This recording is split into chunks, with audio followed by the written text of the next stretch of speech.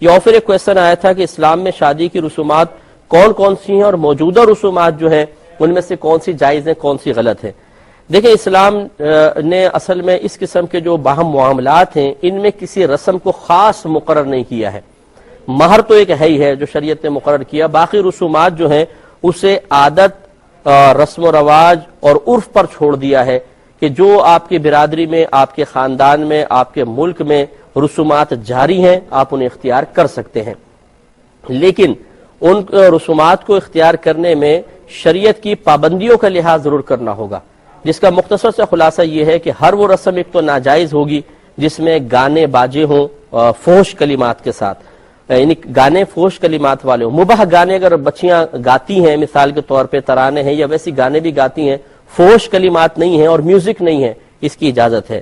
لیکن میوزک شریعت میں حرام ہے. نبی کریم صلی اللہ علیہ وسلم نے موسیقی کو ناجائز قرار دیا ہے، تو اس لیے موسیقی یا ڈھول ڈھمکا یہ نہیں ہونا چاہیے. اس سے مطلب بے برکتی پیدا ہوتی ہے. یہ اس قسم کی رسومات منع ہوں گی. دوسرا، ہر ایسی رسم منع ہوگی جس میں لڑکے کو نامحرم ہاتھ لگائیں یا مہندی لگائیں یا کچھ سونا وغیرہ پہنائیں. یہ سب رسومات غلط ہوں گی، کیونکہ لڑکے کو چاہے وہ سالیاں کیوں نہ ہو دولہا کو ہاتھ نہیں لگا سکتی ہے. نامحرم میں مرد کو چھونا حرام اور دولہا کو غیر عورت کو چھونا حرام. اسی طرح مردوں کو مہندی لگانا منع کیا گیا. نبی کریم صلی اللہ علیہ وسلم کے دور مبارکہ میں ایک ہجڑا تھا جس نے اپنے ہاتھ میں مہندی لگائی. اب چونکہ شرعی لحاظ سے ہجڑے مردوں کے حکم میں ہوتے ہیں، نبی کریم صلی اللہ علیہ وسلم کو جب اس بات کے بارے میں بتایا گیا، عرض کی گئی یا رسول اللہ ایک یہ مخنث ہے جو عورتوں سے مشابہت اختیار کرتا ہے، تو نبی کریم صلی اللہ علیہ وسلم نے اسے مدینہ منورہ سے باہر نکلوا دیا تھا، جلا وطن کروا دیا تھا. تو لہٰذا مرد مہندی نہیں لگا سکتا، یہ رسم غلط ہوگی. اسی طرح مرد کو ایک دفعہ نبی کریم صلی اللہ علیہ وسلم نے منبر اقدس پر بیٹھ کر ایک ہاتھ میں سونا لیا، دوسرے ہاتھ میں ریشم لیا اور فرمایا کہ یہ دونوں چیزیں میری امت کے مردوں پر دنیا میں حرام ہیں، جنت میں ملیں گی انشاءاللہ لیکن دنیا میں حرام ہیں. تو جب صراحتاً نبی کریم صلی اللہ علیہ وسلم سونے کے پہننے کو حرام قرار دے رہے ہیں، تو ابھی جو دولہا کو انگوٹھیاں پہنائی جاتی ہیں یا چھلے پہنائے جاتے ہیں، چاہے وہ وقتی اور عارضی طور پہ کیوں نہ ہو، نافرمانی ہے. اللہ کے نبی کے فرمان کو دائمی طور پر نہ مانا جائے یا وقتی طور پہ اس کی مخالفت کی جائے، دونوں ہی قابل گرفت ہیں، ایک مومن کے وقار کے خلاف ہے. لہذا اس قسم کی رسومات بھی نہیں ہونی چاہیے. پھر اس قسم کی رسومات نہیں ہونی چاہیے جس میں اس طرح کا مطالبہ ہو کہ سامنے والا اذیت اور تکلیف میں مبتلا ہو جائے.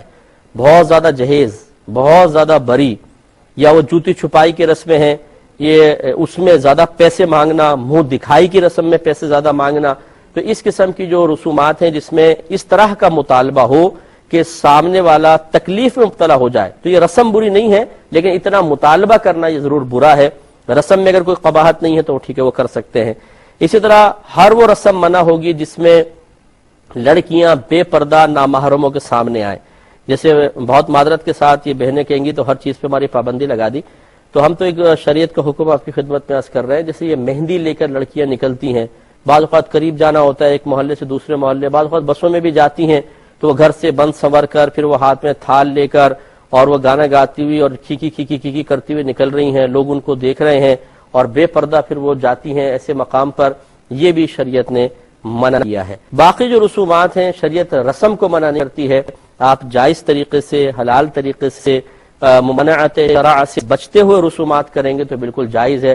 مثال کے طور پہ جیسے میں نے بتایا کہ بچیاں کوئی آپس میں لڑکیاں ہنسی مذاق کر رہی ہوں، کوئی حرج نہیں ہے، اس میں فحش کلامی نہ ہو، یا ایسے گانے گا رہی ہیں جو بغیر میوزک کے ہو اور اس میں گندے کلمات نہ ہو، بالکل جائز ہے. اسی طرح دلہن کے کو اپٹن لگانا، دلہن کو مہندی لگانا، دلہن کو زیور پہنانا، اس میں بھی حرج نہیں ہے. اسی طریقے سے یہ صحرا بندھائی کی رسم ہوتی ہے، غالباً دولہا کو باندھتے اور پھر پیسے لیتے ہیں، اگر اس میں کوئی زیادہ مطالبہ نہ ہو جائز ہے، دولہا کا صحرا باندھنا جائز ہے. تو اس طرح کچھ رسومات. اچھا، یہ پٹاخے بازی، ایسی کوئی رسم کرنا جس سے لوگ جیسے میں نے بتایا اذیت میں مبتلا ہوں، یہ جائز نہیں ہے. تو بعض اوقات رات کے 2:30-3 بجے بارات گھر پہنچتی ہے اور اتنے پٹاخے ہوتے ہیں، دھماکے ہوتے ہیں کہ بیچارے سوئے ہوئے سارے لوگ اڑ جاتے ہیں، بچے اڑ جاتے ہیں، صبح آفس لوگوں نے جانا ہے وہ اڑ جاتے ہیں. اب خود سوچئے کہ آپ اپنی خوشی کی خاطر جب کسی کے دل کو اتنا دکھائیں گے، اگر اللہ نہ کرے اس کی زبان سے بد دعا نکلے اور اس کا دل دکھ جائے اور اللہ کی بارگاہ میں فریاد کرے اور وہ اس کی بد دعا بارگاہ الہی میں مقبول ہو جائے تو پھر یہ خوشی آپ کے غم میں بدل سکتی ہے۔ تو بعض اوقات جو شادیاں کامیاب نہیں ہوتی، فوری طور پہ بے برکتیاں ظاہر ہوتی ہیں، اور لوگ کہتے ہیں ہمیں سمجھ میں نہیں آ رہا کہ شادی کو 3 مہینے ہوئے نہیں ہیں، گھر میں لڑائی ہو رہی ہے، جھگڑے ہو رہے ہیں اور طلاق تک نوبت آ گئی، پتہ نہیں کیا ہے۔ انہیں جادو ٹونا ہی یاد آتا ہے، پھر فوراً کسی نے جادو کروا دیا ہے۔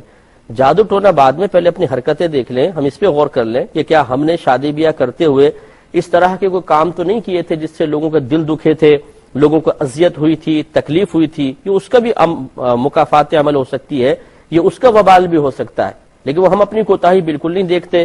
شریعت کے احکام کو خوشی کے موقع پہ خاص طور پر پامال کرنا اور اس کی نافرمانی کرنا، معاذ اللہ لگتا ہے کہ ہم سمجھتے ہیں ہمارے لیے اب جائز ہے کیونکہ خوشی کا موقع ہے، یہ غلط ہے، ایسا نہیں کرنا چاہیے۔ تو یہ کچھ میں نے تھوڑی سی تفصیل عرض کی ہے، باقی اور کوئی پرٹیکولر کوئی بھائی بہن پوچھنا چاہے تو وہ کال کر کے پوچھ سکتے ہیں۔